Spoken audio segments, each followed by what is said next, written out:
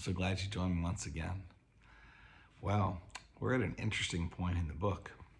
As you recall, Bilbo has stolen a two-handled cup from the dragon.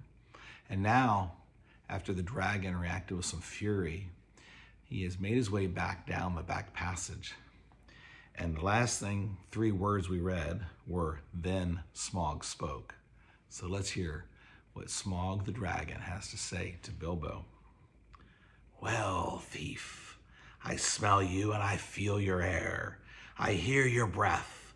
Come along, help yourself again. There is plenty to spare."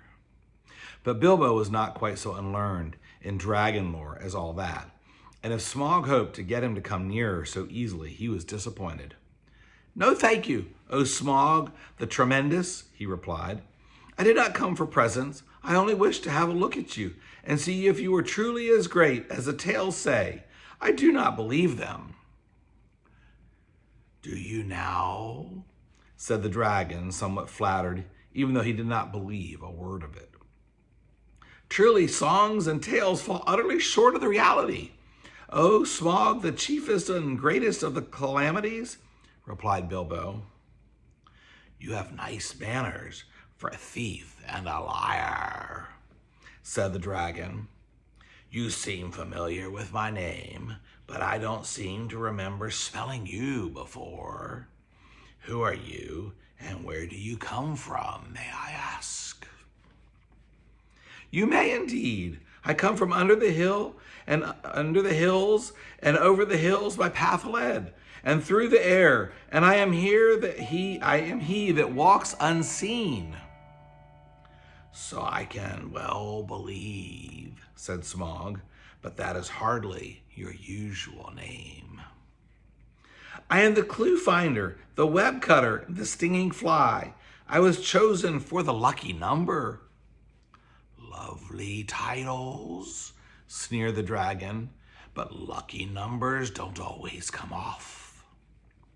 "I am he that buries his friends alive and drowns them and draws them alive again from the water.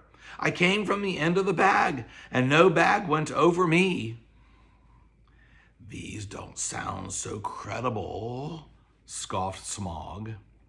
"I am the friend of bears and the guest of eagles. I am a ring winner and a luck wearer. I am a barrel rider," went on Bilbo, beginning to be pleased with his riddling.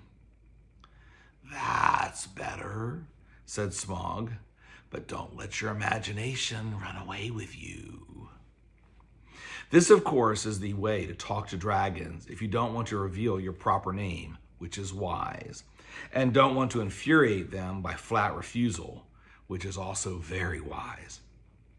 No dragon can resist the fascination of riddling talk and of wasting time trying to understand it. There was a lot here which Smaug did not understand at all, though I expect you do, since you know all about Bilbo's adventures to which he was referring. But he thought he understood enough, and he chuckled in his wicked inside. "I thought so late last night," he smiled to himself. "Lakemen, some nasty scheme of those miserable tub-trading lakemen, or I'm a lizard. I haven't been down that way for an age and an age, but I will soon alter that," thought the dragon. "Very well, O Barrel Rider," he said aloud. "Maybe Barrel was your pony's name, and maybe not, though it was fat enough. You may walk unseen, but you know not walk all the way. Let me tell you, I ate 6 ponies last night, and I shall catch and eat the others before long. In return for the excellent meal, I give you one piece of advice for your good. Don't have more to do with dwarves than you can help."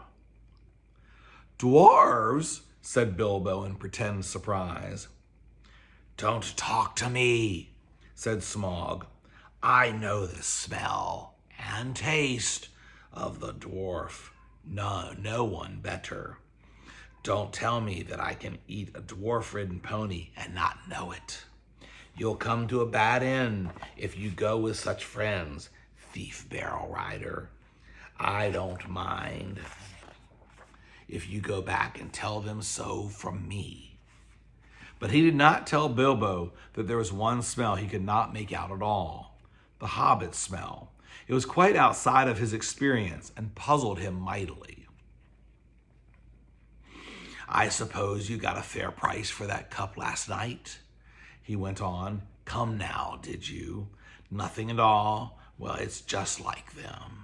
And I suppose they're skulking outside, and your job is to do all the dangerous work and get what you can when I am not looking for them. And you will get a fair share, don't you believe it? If you get off alive, you will be lucky." Bilbo was now beginning to feel really uncomfortable. Whenever Smaug's roving eye, seeking for him in the shadows, flashed across him, he trembled. An unaccountable desire seized hold of him to rush out and reveal himself and tell all the truth to Smaug. In fact, he was in grievous danger of coming under the dragon's spell. But plucking up courage, he spoke again. "You don't know everything, O Smaug the Mighty," said he. "Not gold alone brought us hither." "Ha ha! You admit the us," laughed Smaug. "Why not say us 14 and be done with it, Mr. Lucky Number? I am pleased to hear that you had other business in these parts besides my gold. In that case, you may, perhaps, not altogether waste your time." "I don't know if it has occurred to you that even if you could steal it bit by bit, a matter of 100 years or so, you could not get it very far. Not much use on the mountainside, not much use in the forest. Bless me, had you never thought of the catch? A 14th share, I suppose, or something like it. Those were the terms, eh? But what about delivery? What about cartage? What about the armed guards and the tolls?" And Smaug laughed out loud. Ha ha ha ha! He had a wicked and wily heart, and he knew his guesses were not far out, though he suspected that the lake men were at the back of the plans, and that most of the plunder was meant to stop there in the town by the shore that in his young days had been called Eagersroth. You will hardly believe it, but poor Bilbo was really very taken aback. So far, all his thoughts and energies had been concentrated on getting to the mountain and finding the entrance. He never bothered to wonder how the treasure was to be removed, certainly never how any part of it that might fall to his share was to be brought all the way back to Bag End under Hill. Now a nasty suspicion began to grow in his mind. Had the dwarves forgotten this important point too? Or were they laughing in their sleeves at him all the time? That is the effect that dragon talk has on the inexperienced. Bilbo, of course, ought to have been on his guard, but Smaug had rather an overwhelming personality. "I tell you," he said, in an effort to remain loyal to his friends and keep up his end, "that gold was only an afterthought with us. We came over hill and under hill, by wave and wind, for revenge. Surely, O Smaug, the unaccessibly wealthy, you must realize that your success has made you some bitter enemies." Then Smaug really did laugh, a devastating sound which shook Bilbo to the floor. While far up in the tunnel, the dwarves huddled together and imagined that the Hobbit had come to a sudden and nasty end. "Revenge," he snorted, and the light of his eyes lit the hall from floor to ceiling like scarlet lightning. "Revenge? The king under the mountain is dead. Where are his kin that dare seek revenge? Groyan, the lord of the dale, is dead. I've eaten half his people like a wolf among the sheep. And where are his sons that dare approach me? I kill where I wish, and none dare resist.